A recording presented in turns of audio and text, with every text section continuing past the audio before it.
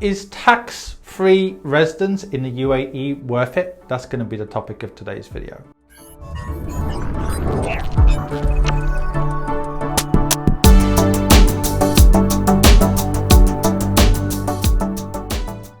Okay, if you're an expat or a high net wealth individual in particular, go over to infuriated.com and see how I can help you.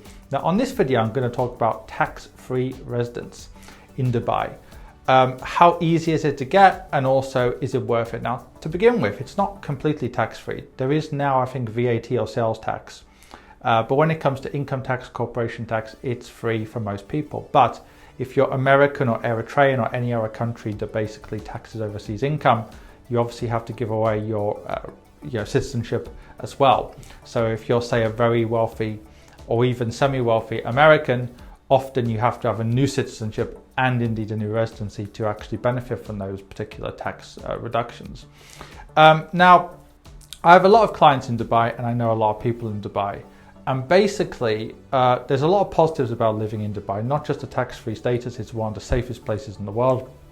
You know, even for women, walking alone at night, it's very safe. So there's plenty of positives beyond the taxation. However, for me personally, Dubai wouldn't be one of my top picks, and the reasons are very simple. Number one, there are alternative places you can live with a similar cost of living, which are relatively tax-friendly as well. So for example, Monaco in Europe, yes, it's going to be even more expensive than Dubai, but it's tax-friendly, it's not as autocratic. Likewise, there are some places in the Channel Islands like Guernsey, Jersey, where, you know, if you've got a European Union or even EEA passport, you can live there without any need to buy a residency permit. And yes, there is some taxes between 10 and 20%, but it's probably not as expensive as Dubai or on the same level.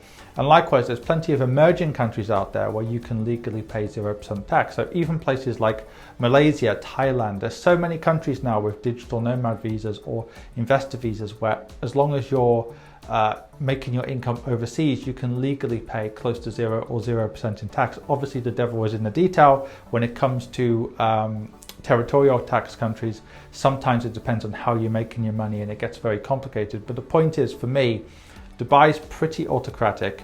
For example, even doing something like this, if I lived in Dubai, this could actually get my channel banned.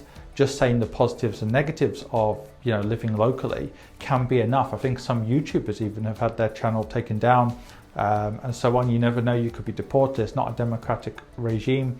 Also, even though you save on tax, it's a pretty expensive place to live.